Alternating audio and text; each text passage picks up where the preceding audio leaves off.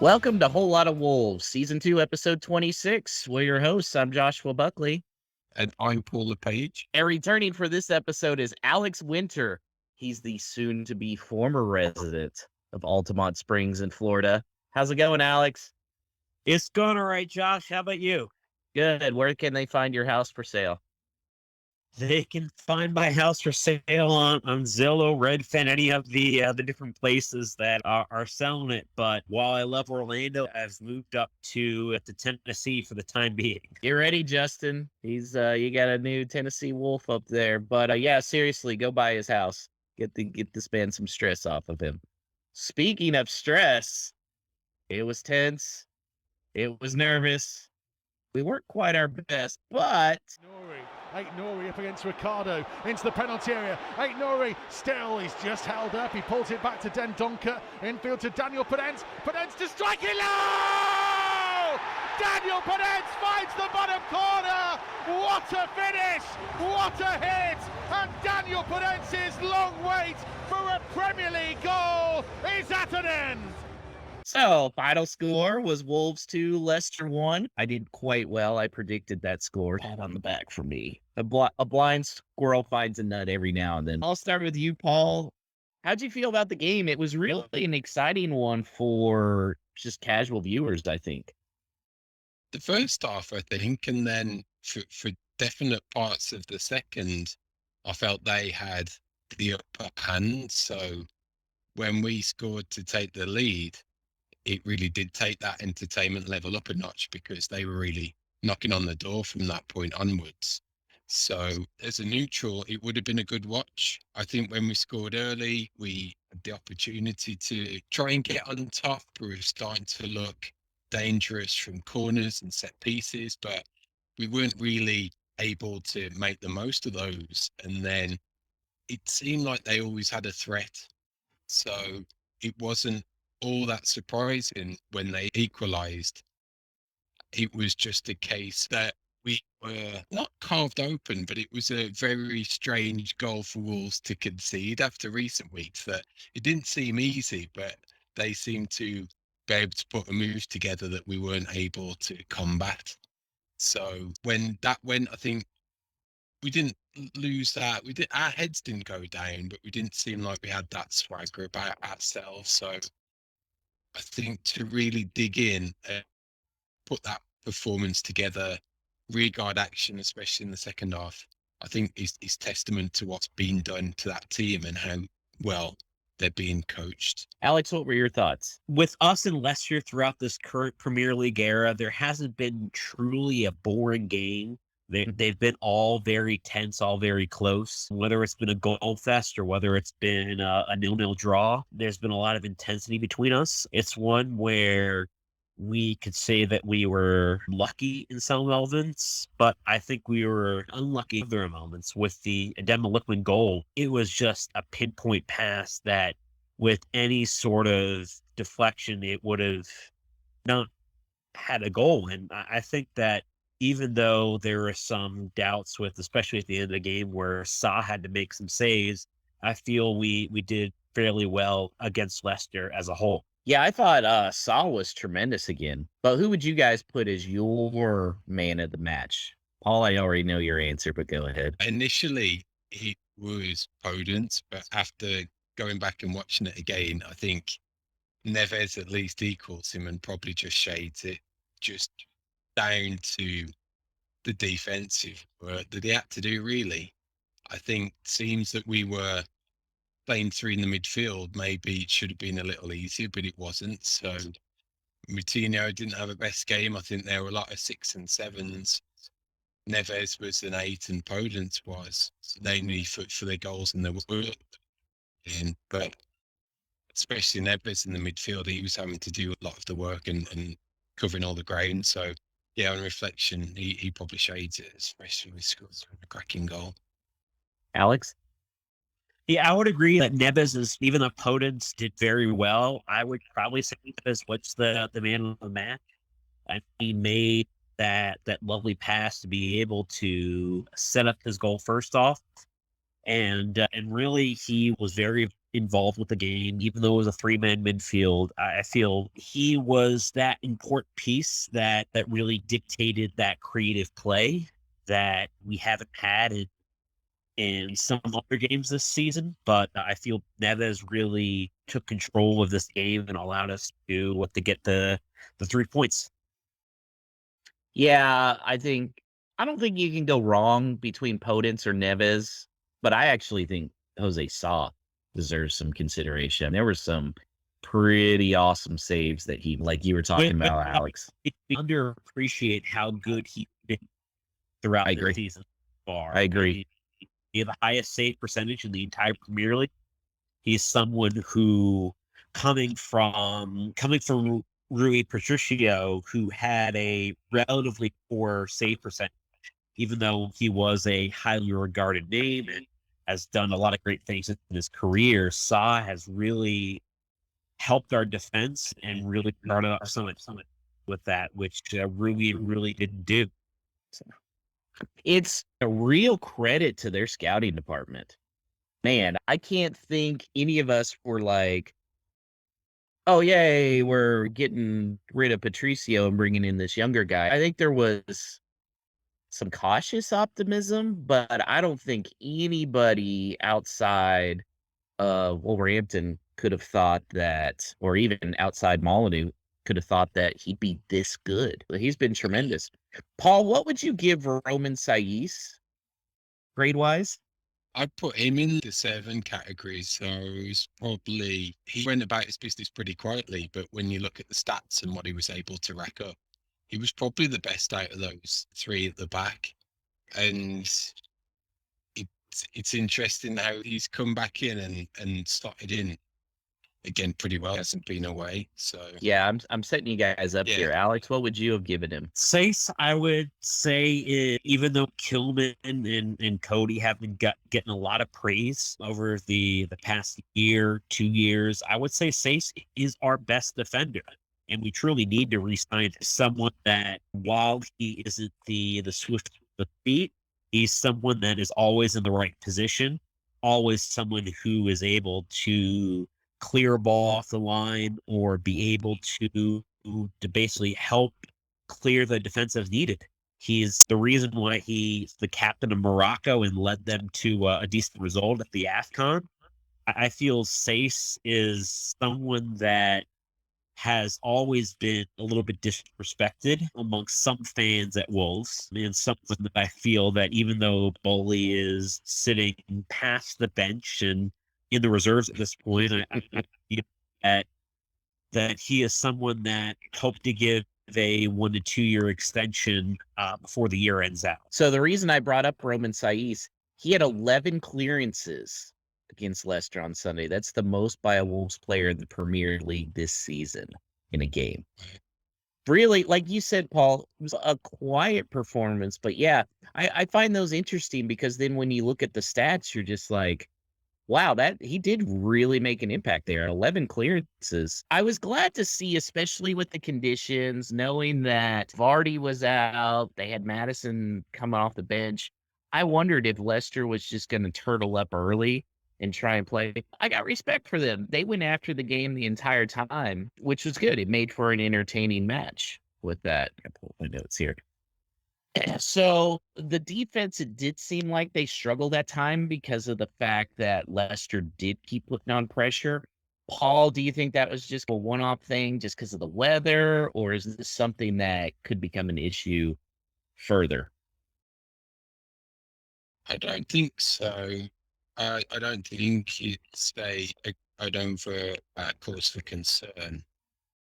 And what I think helped, and it's very strange to think that it would have done, was the substitution.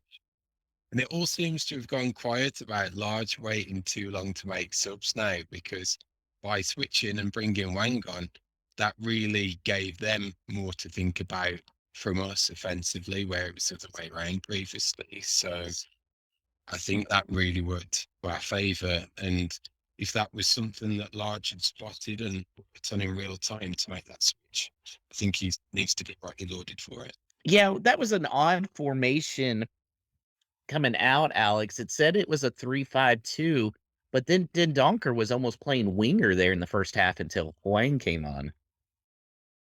Yeah, it was certainly a unique formation, especially since Neves scored early in the game. I feel that we could have gone a bit more attacking, but because of Neves's goal within the first 10 minutes, it's something that, okay, we've got the goal. We control the tempo of the game, but we're not necessarily going to press for additional goals at this point until, because our defense had been so good until, of course, Lookman got the goal in the 47 minutes.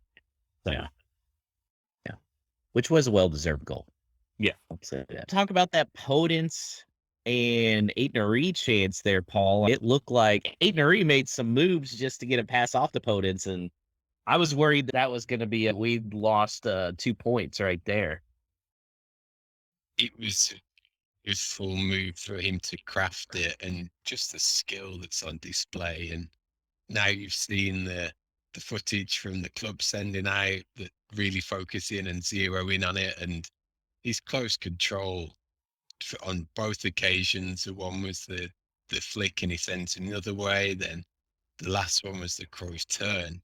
He's just got so much talent when it comes to that. It would have been fantastic goal if he'd have teed out Nuri up and he'd have hit it from the angle he was on and it would have gone in. I think it would have been one of the goals of the season, thanks to that skill alone. So you've always got that with Podence, that there's still always a fear that he's one game on, potentially one game off.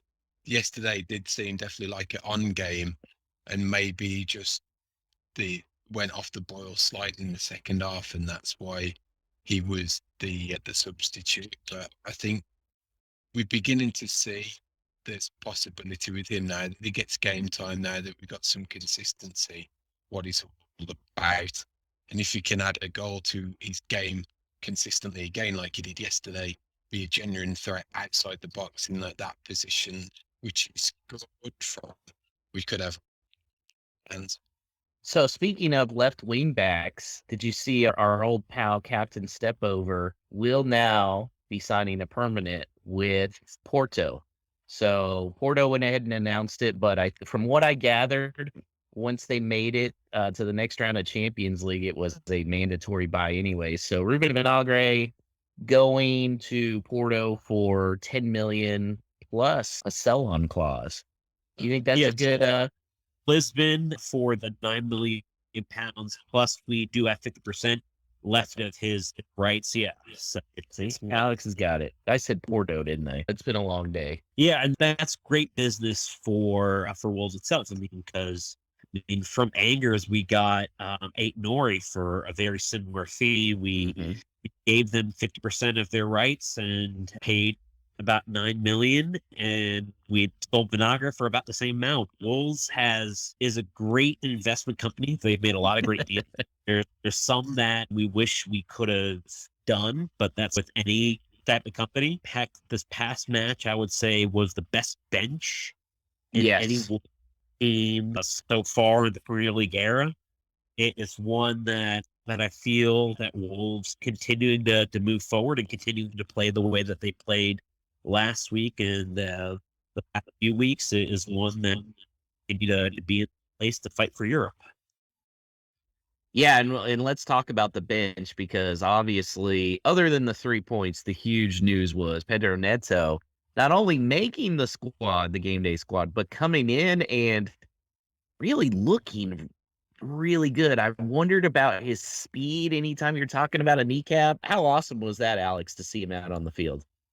It was great. Heck, he acted like he never left. He's been gone since April, and there was really no rust. No, he was very electric. Almost scored the goal on the open net there at the end. But yeah, I'm so happy for Neto that he's back healthy, and I'm hoping soon that he gets back in the starting lineup and really supports his team and really increases our attack. Certainly, yeah. That was us last week saying, oh, gradually he's back into it, probably be 6 out of 10 for the minutes that he gets, and bang, out the gate, that was at least a 7.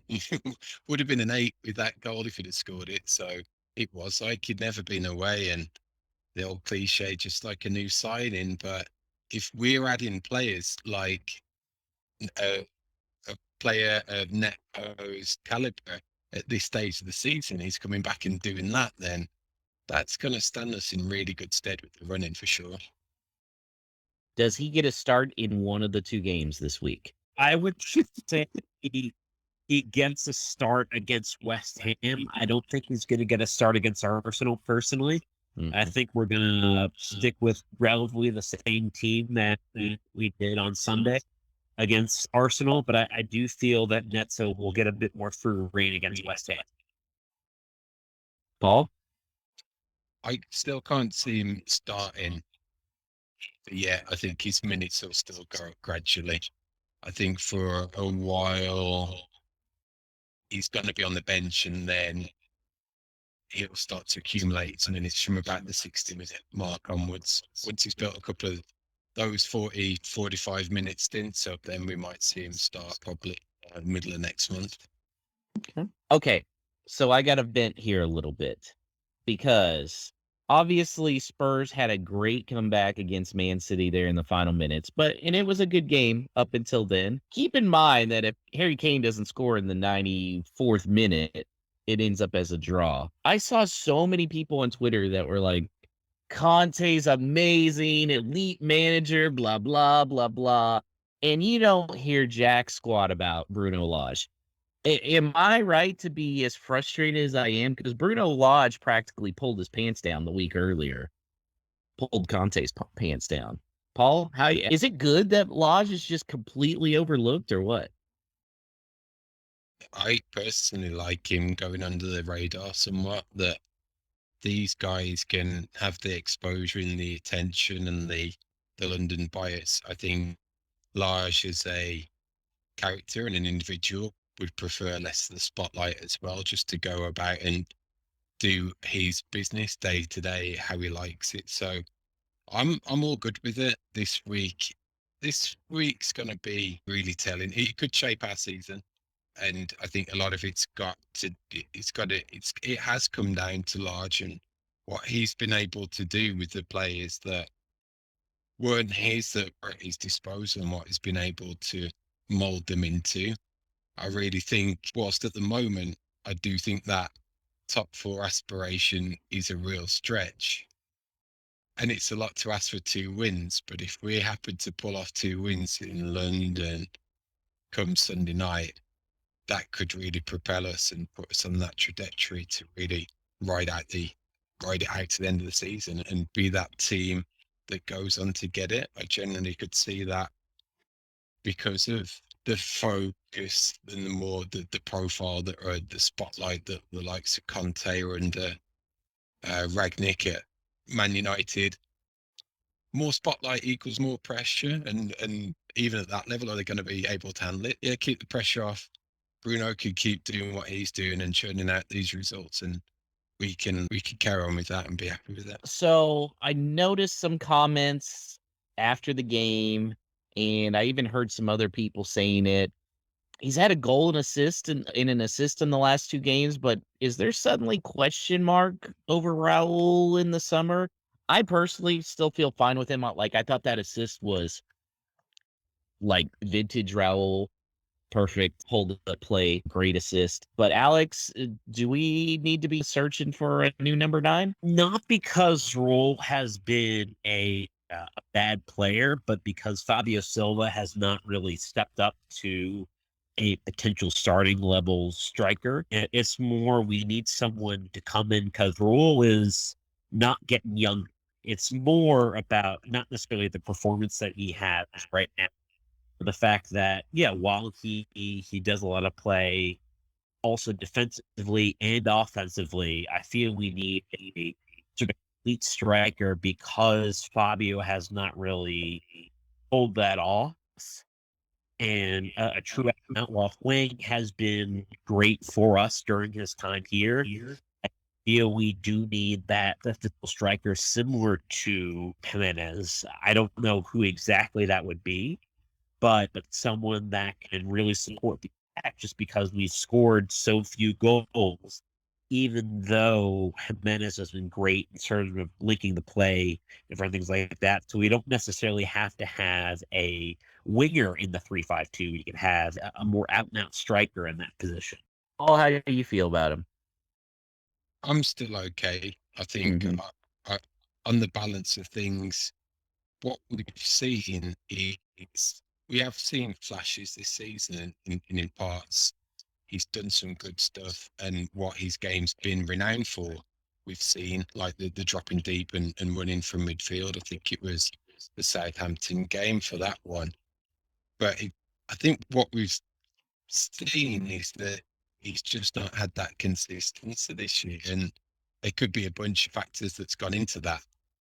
But for the most part, I think it's just a blip, and we do have to factor in his age, and we need to be looking for that heir apparent, whether it is Fabio or it is someone else. But what we've got to think is that he hasn't got a ton of game time, even though he's 30 now, 31, that he was often that perennial sub. So has he still got the wear? You'd like to think so. Obviously, he's got a bad injury that any factor going forwards, we might not know. But I think for the most part, currently it's just a bit of a blip. I think what puts us in particular pressure going forwards is that we haven't since the really start of the season carved a whole lot of chances either. So it's not as if he's been given these opportunities and he's not doing it when it's being presented. He's not really had those chances really.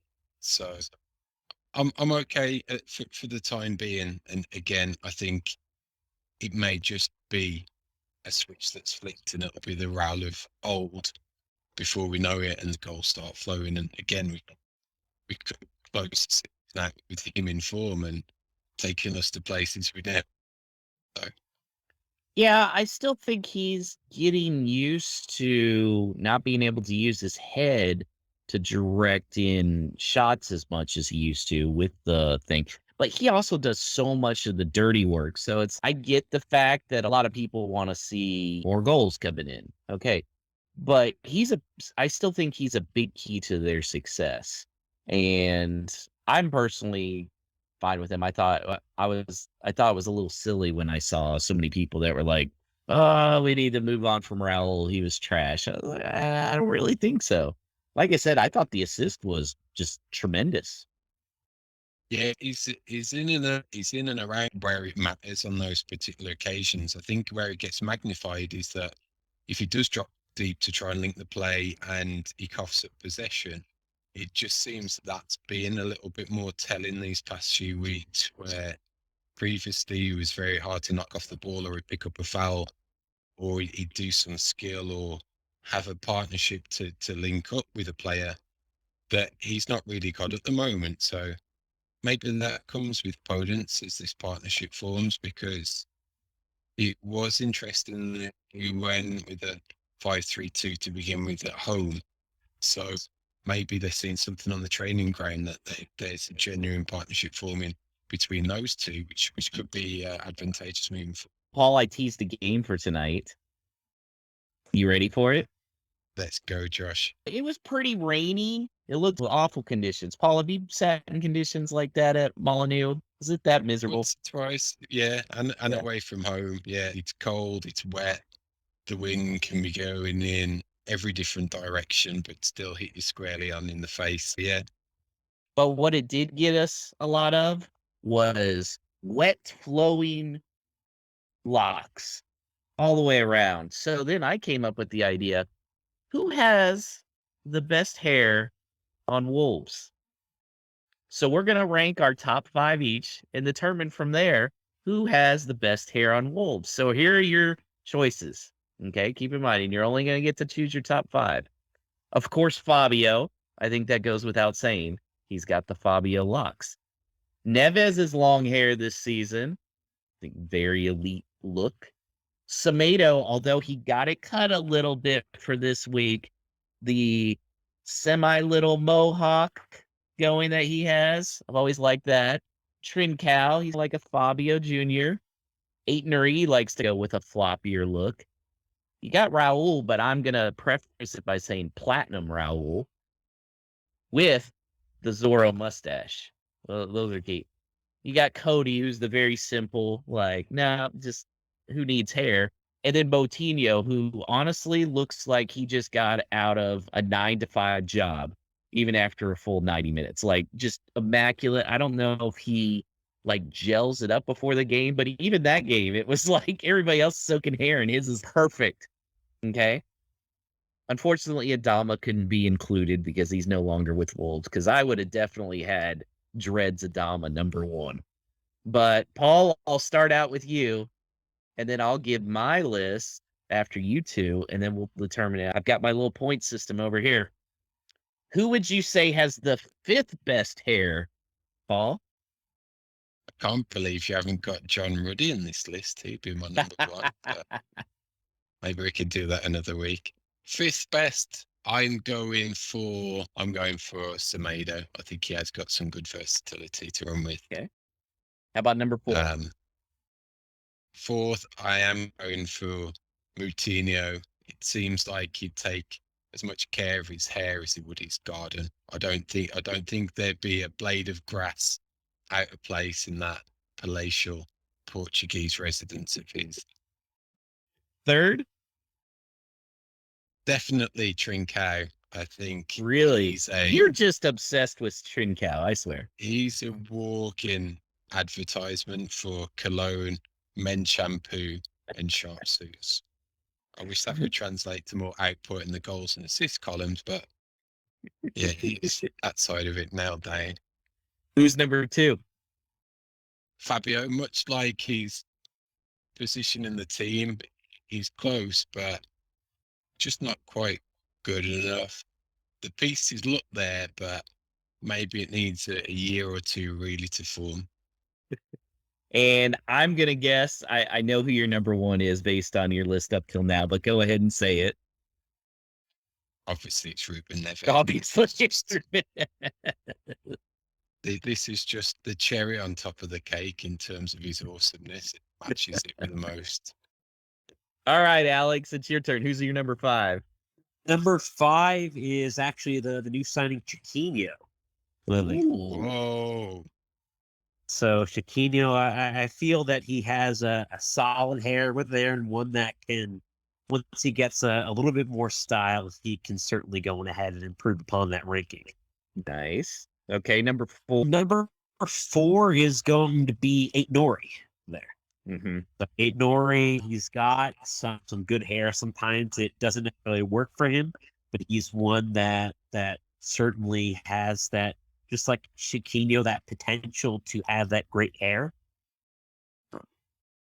Yeah, and like #3, I'm going to upset Paul with this one. I'm going to have Neves at this point. Oh, Neves at 3rd. Neves at 3rd. He has some luscious locks, as shown, especially when he got his 200th cap, showing that different thing. He has some great hair, but not one that I would not necessarily put in the top 2. 2nd, I would put Fabio. He's got those luscious locks. He's got some different things, but sometimes it works against him and doesn't necessarily fit. And #1, I'm going to put Trincao. He's got that perfect, I would say, supermodel hair type of thing. He doesn't necessarily show the supermodel in terms of his results, but he has those supermodel looks in terms of being able to potentially show those great results for Wolves. And his hair really guides that way. Yeah. He definitely wears a suit without a shirt and loafers without socks. Definitely. Just as his everyday normal wear, I think, around Wolverhampton. Okay. So here we go. My list was #5. I put Moutinho. Very impressive. #4, Semedo, when it was more of the, I didn't like this weekend's as much, but I grandfathered in more of his mohawk look. #3, Platinum Raul. I feel like you guys are really sleeping on Platinum Raul, especially when he got the Zorro, like little, that was elite. Fabio, I think that's a fair number 2. We all actually had him at number 2. And number 1, it's Ruben Neves, who just looks stunning. That is a cologne. We need a Wolves cologne, and he would be the spokesperson, surely. So, based on those rankings, there is a 3-way tie for 4th, 5th, and 6th, and that's with Raul, Semedo, and Moutinho. Trincao gets the number 3 spot. Fabio, he had 12 points there. He's number 2, and number 1, Ruben Neves. That was about what I was expecting. I didn't know if Fabio would be able to really get above him, but we'll see. I think that'll be a good one on Twitter, don't you think, Paul? I think it'll definitely turn into a poll. Yeah. We may have slept on Sarr, though, thinking about it, especially with that beard combination. I thought about, just yeah, the beard would obviously, that would move Moutinho up too. Again, just like perfectly. But that's really not fair to somebody like Luke Kundle, who has probably never shaved in his life. I still say, I looked at his picture again. You cannot convince me that dude ain't like a sophomore in high school. There's no way he drives. None. It's the complete opposite of those Nigerian players that make their debut when they're 17, but really they are 42. Yeah. The complete opposite. It's like, yeah, the exact opposite of Dominican Republic baseball players. Oh, no, I'm 20 years old. No, you're not. You're 32 years old. Let's be honest here. So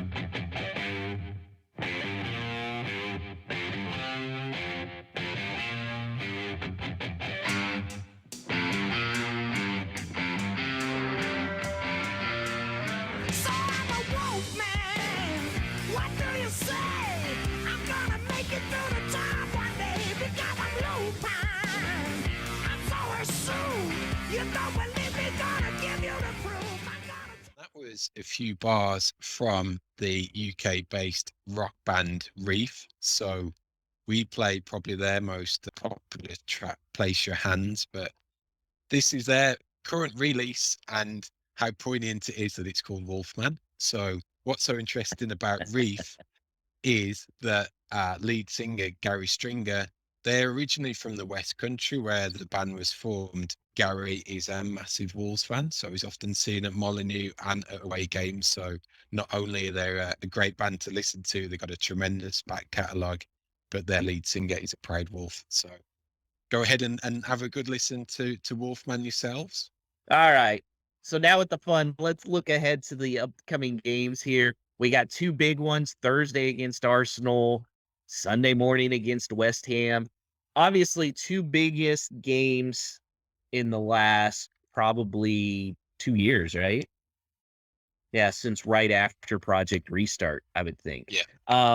Best case scenario is obviously 6 points, and we could find ourselves 4th or 5th after that. Do you think that's a realistic goal with both being on the road, Alex? I would say it's an optimistic goal, but I wouldn't necessarily say it's realistic. Wolves have been lucky with their defense a little bit this year. I love their defense, but I wouldn't necessarily say that they are the second best in the league in terms of the quote unquote talent that it's one that I feel that we will get 4 points, and that's a hope by my standard. But we got 6 really chase of a block. Paul? I think 4 would be a tremendous return, given the quality of both opponents, where they are in the table. But even based on that, I'd probably take 3 points out of those 2. I think as long as those 3 points are against West Ham. I feel like that is the biggest game of the season is Sunday's game against West Ham. Because if they can get the 3 points there, Wolves are already right in their rearview mirror with 2 games in hand. And suddenly you get a swing like that, and that puts us then definitely top 7 for sure, as far as top 6 in them. That's where it could come down up to Sunday, because one of those games in hand is the Arsenal game. So you can really scratch that and just concentrate on the West Ham one, and then all of a sudden that becomes somewhat of a 6-pointer. And I think out of those two sides, it seems like West Ham are on somewhat of a downward spiral as well. And there does seem certainly some echoes that are similar to ours about lack of investment in the summer. You keep Jared Bowen quiet and you stop them from doing anything. Not much of a squad beyond that real first 11. If we're on the upward trajectory, they're the ones that are on the downward one, and they're potentially for the taking, which again could possibly see us really go after that 6th spot and be a genuine challenger to lock it down and close the season out in that position. How about this budding Arsenal Wolves rivalry recently? Obviously, we had bad thoughts about them since they tried to kill Raul. But then Neves and Cody both said something after the game about Arsenal was celebrating like they won the league. Personally, I'm okay with Arsenal celebrating like that. That was a big win for them. They went down a guy. Wolves were attacking. They held on and got a win. So I'm okay with it. I'm always one of those guys that, like, if you have a problem with it, then go beat them the next time. But do you think this is a genuine rivalry on both sides that's being formed now? Paul? I think there's the rivalry forming because we're so close in the table, and you go down both sets of teams. We're pretty similar in terms of talent and potential output. I think what was frustrating for me, and maybe it was reflected in what the players came out with instead, was Arsenal never used to be a team that had to rely on the dark arts and the injuries and going down and playing for time. So that factors into it as well. They may start having somewhat of a reputation for that, and even to the extent of having a lack of discipline and all the red cards that they rack up, are they turning into a reflection of their manager?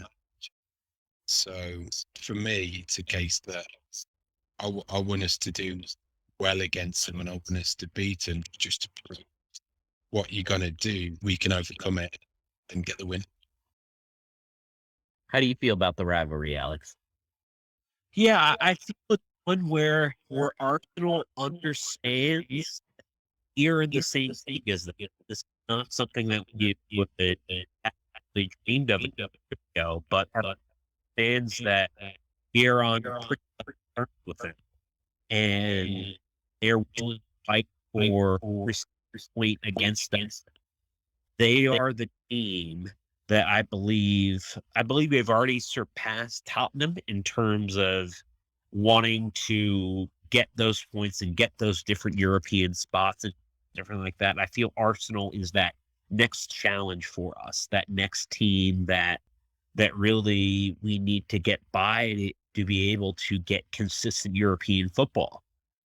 It's one that, while we haven't gotten it yet, I feel we have the talent to really go ahead and do that. And Wolves understands that in order to get that European football, they need to beat Arsenal.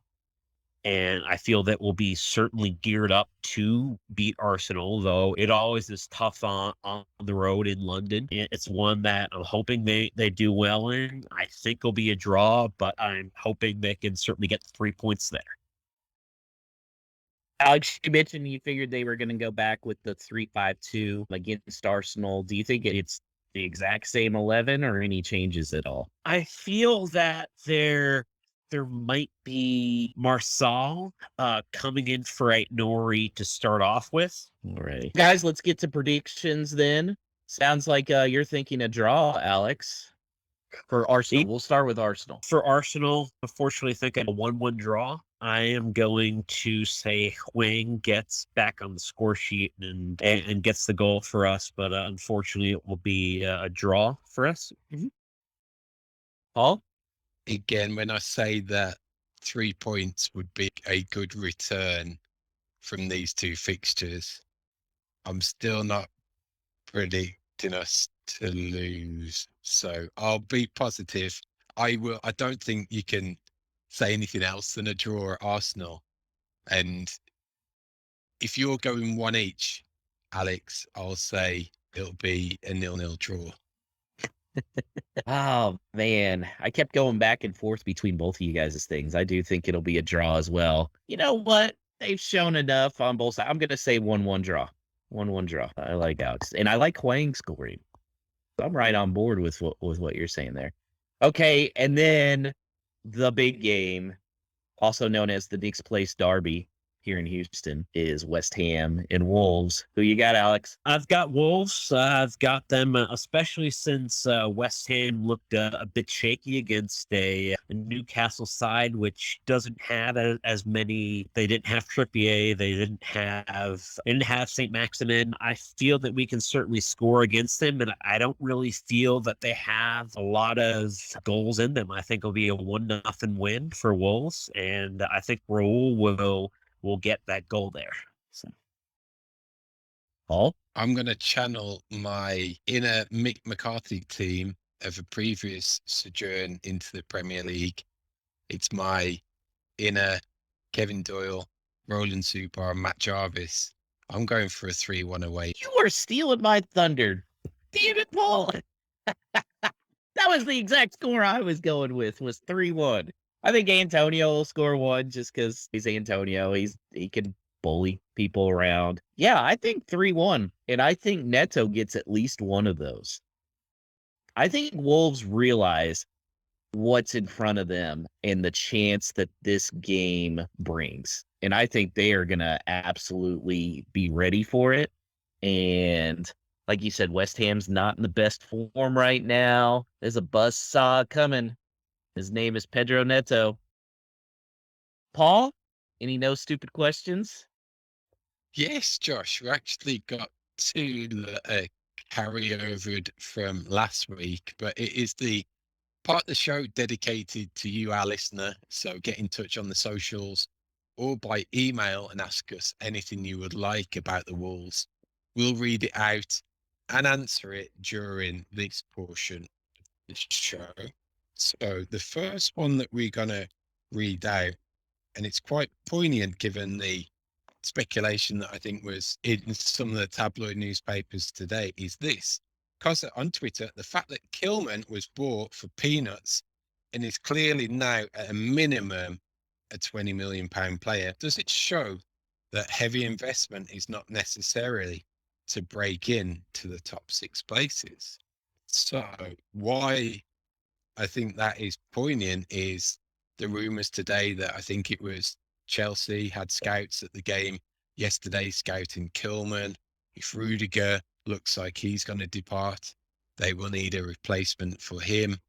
And obviously with Kilman's form and everything, he's been identified as a possible replacement. So just on the point that Koza raises, I do think that 20 million is certainly at the lowest end of the spectrum of his valuation. Probably needs to be doubled. I was going to say, is that 20 million? Which leg does that get? That's right. And again, it talks tremendously to what we've mentioned in the past about saleable assets and how much disruption a particular sale would do to the team. Is Kilman the sacrificial lamb because he could bring in 40-50 million, whereas Neves is doing interviews on Wolves TV saying how much he loves it and wants to be here, which is great for us to hear. It's just making sure that those promises are kept. But I think going on that particular comment, I think it probably can get us maybe flirting with the European place. It's around 6th or 7th, 8th, top half, if we're really cute on our scouting networks and going from a Patricio to a Sarr and a Vinagre to a Ryan Nuri. But I think to grab that brass ring, that's when we can't necessarily rely on that. You do need that heavy investment to take that next step. Alex, who's better right now? Is Harry Maguire better or is Kilman better? I would personally say Max Kilman is the better player right now. Harry Maguire, post the Greece incident and everything that happened, has not really shown himself to be a leader. while Cody is our leader, Kilman has really shown a propensity to try and move forward and really start the play instead of just being someone to support the right side. He's someone that I feel is more valuable than Harry Maguire at this point in time. While I agree with Paul that we can certainly go on ahead and supplement a lot of things with investment, and as folks kind of plans, they're not really looking to spend as much as a Manchester United spends on certain players. But I feel that Wolves, with the right investment, with the right different things, they might not get to Manchester City level, but they will certainly get to a fighting for Europe each year level with consistent recruitment and consistently trying to bring in the best guys to fill in the ones that do inevitably sell. Real quick, what do you think Harry Maguire in pounds is rated on Transfer Market? Don't cheat. What do you think Harry Maguire is rated on there? I think it's probably gone down to what? about 35. 35, Alex? Because he was 80 million when he was bought, I'm guessing somewhere, just because they keep the value even though he's not necessarily worth it, I would say something like 55 million pounds. 38.86 million. So what do you think Max Kilman's is on Transfer Market?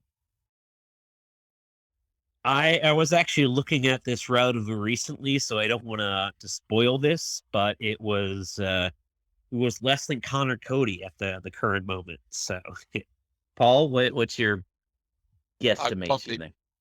put him around about the 15 to 18 million. Transfer Market, as of today, has him as a 7.29 million pound player. That's a fantasy football valuation. Never mind transfer market. That's Can you imagine? Fantasy league. Yeah. It just goes to show, number one, obviously the name on the front of the kit matters. Okay. Number two, being on the national team matters. Okay. I feel they're trying to say that Harry Maguire is a 31 million pound better player than Max Kilman. Get the fuck out of here. There's my F bomb right there. Max Kilman right now, I feel, is worth 35. I think that's fair. He's 24 years old. He's the best player on Wolves this year. Him and Nevins. Okay. And then once he gets this, forget Jose Sa. Yeah. Yeah. And once he gets an England call up, which has to happen soon, you can add another 10, 15 to that. I don't want to see him sold for anything under 50 million pounds. And I don't think I'm being ridiculous in that, right? He's the Ben White category. He's going toe to toe with Ben White in terms of his career trajectory. And I think what put him in the spotlight for the likes of a move to Arsenal was that international cap and that international experience. If you do add that on top of what Kilman's achieved, I think he'll be in that category after the end of this season.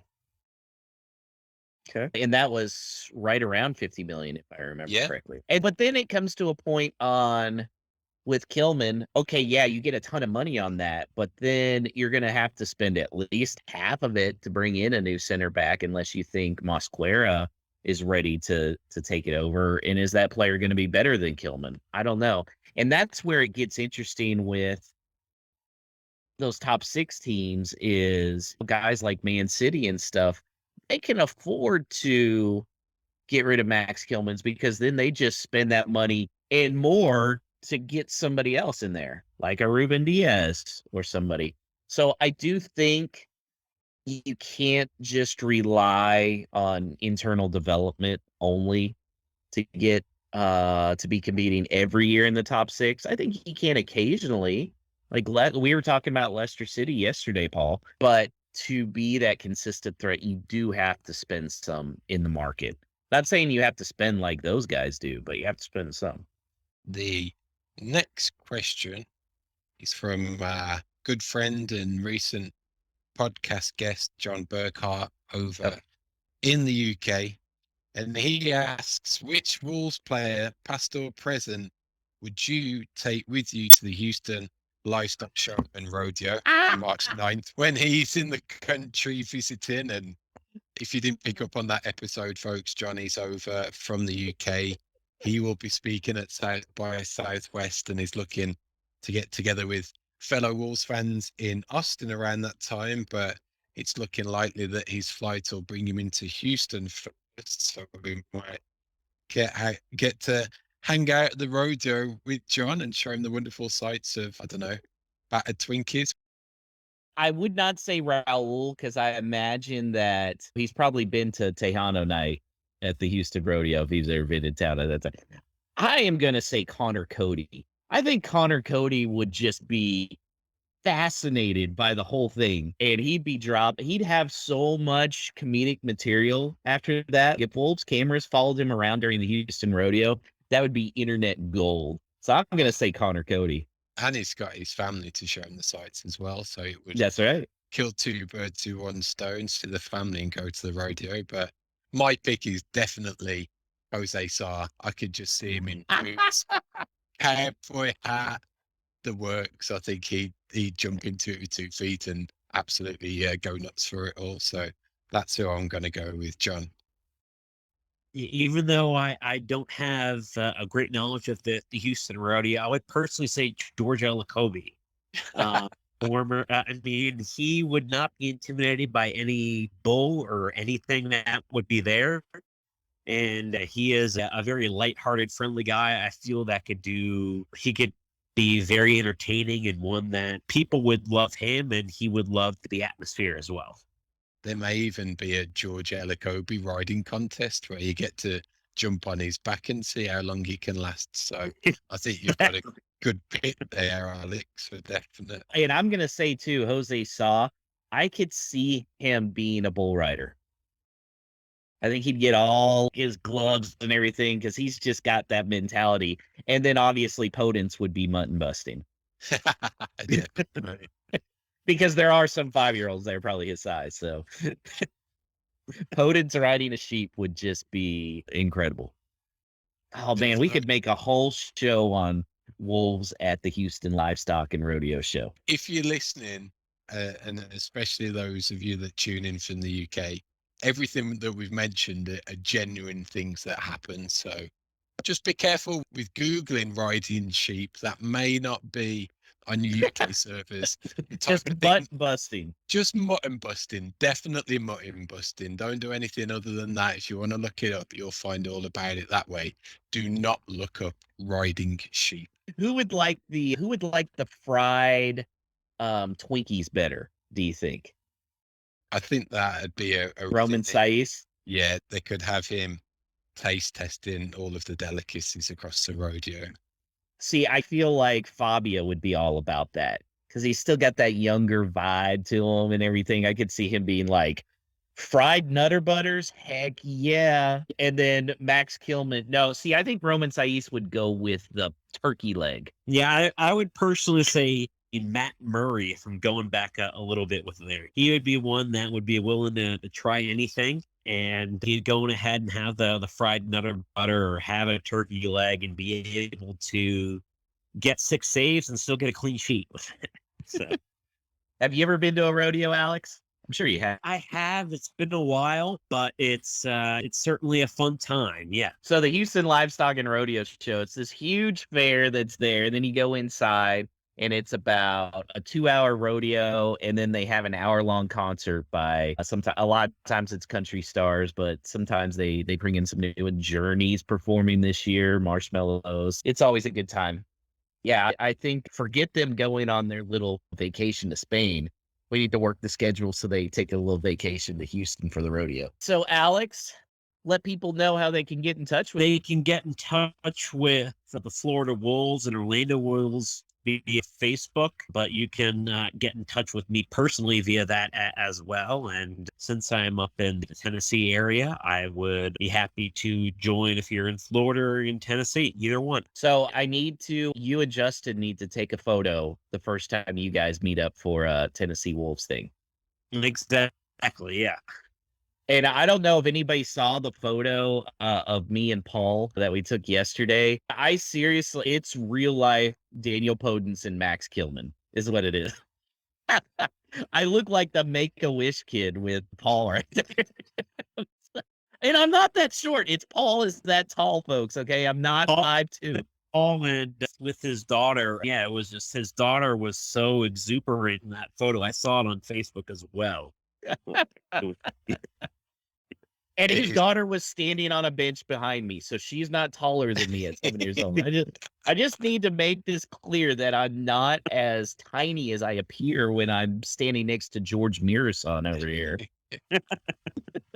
And that brings this week's show to an end. So please continue to do what you can in terms of liking, subscribing, and reviewing a whole lot of Wolves on the podcast platform that you find yourself listening to us on right now.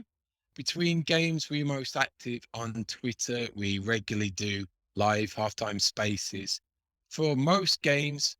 And as well as that, we're on Facebook too. Or if it's good old email, send it through to hello@wholelotofwolves.com. So we're going to be back after that double game week. So we'll do West Ham and Arsenal. And then it'll be looking forward to a home game against Crystal Palace. So in the meantime, let's have a big week, everyone, and up the Wolves.